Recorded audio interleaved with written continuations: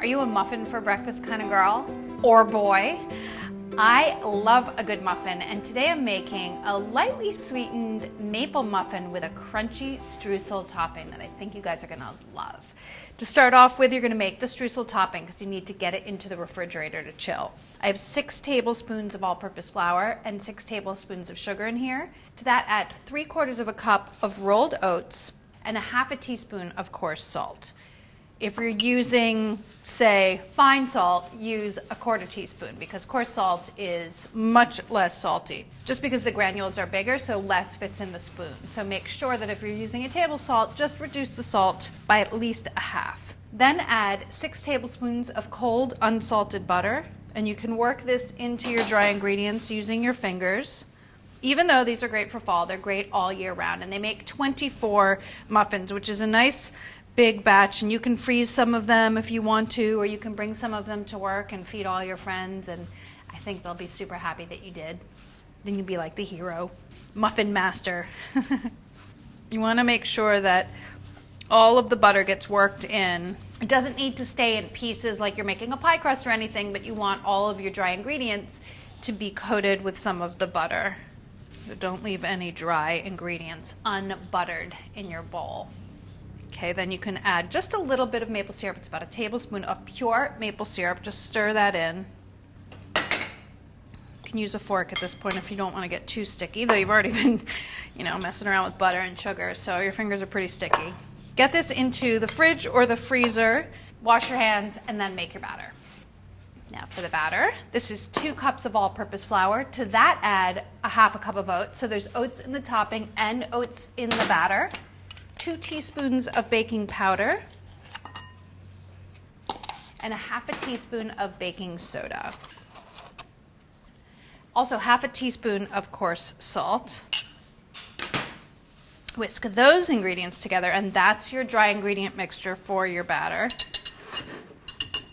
In my mixer, I have 2 sticks of room temperature unsalted butter and a 1/2 cup of sugar. You're gonna wanna beat that with 3/4 of a cup of pure maple syrup. Same maple syrup as before. I like to use the darker maple syrup for baking, grade B. I actually think that they recently regraded. I know they did, but I don't know what the new grades are. Write in the comments below if you know about the new grading system for maple syrup. I guess I could just look it up, right, myself, but I want you guys to do the work for me. I can see that there's some butter in the bottom of the bowl that I want to scrape up, so stop the mixer and give it a scrape.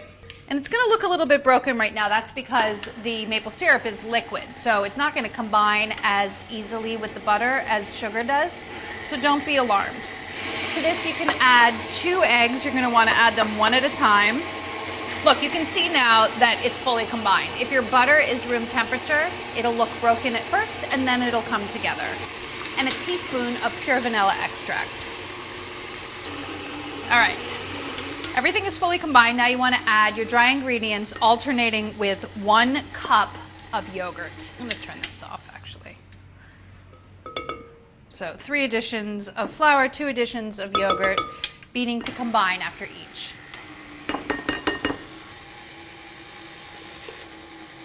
Add half the yogurt, and then more of the dry ingredients. This alternating dry ingredients and wet ingredients, the yogurt being the wet ingredients, makes it much easier for everything to combine. If you add all the wet ingredients at once, it seems like everything sort of slips around in the bowl. Add the rest of your yogurt. And then the final dry ingredients. Beat to combine. Voila. So easy.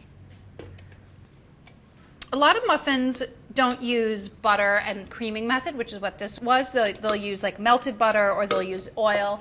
I really love the texture I got with these maple muffins by doing that creaming method, even if it is a little more work. Okay. I like to take my bowl off the mixer and give it a final stir, because you can see there's stuff around the edges of the bowl that are not combined, and you don't want that. Especially when you're creaming, butter ends up on the bottom of the bowl and it doesn't mix in fully if the paddle doesn't reach down there. So there we go, that's better. Have your oven preheating to 350 degrees. line standard muffin tins. This actually makes 24. I'm not gonna make 24 right now. I'll just make 12. Does that mean how much scooping and dropping do you wanna see me do?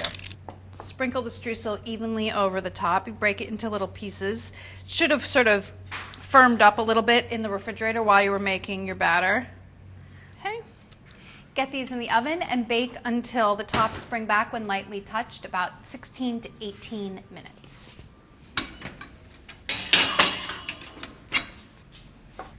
When they come out of the oven, let them cool in the pans on a rack for about 5 minutes. And at that point, if you want to, you can brush it with a little more maple syrup. Then take them out of the pan and let them cool completely on a rack so they don't steam. If you leave them in the pan, they get a little soggy. Aren't they cute? They're so cute. I love them. Like the perfect little bite. Fantastic. These are so great. You really should give them a try. These elegant little maple muffins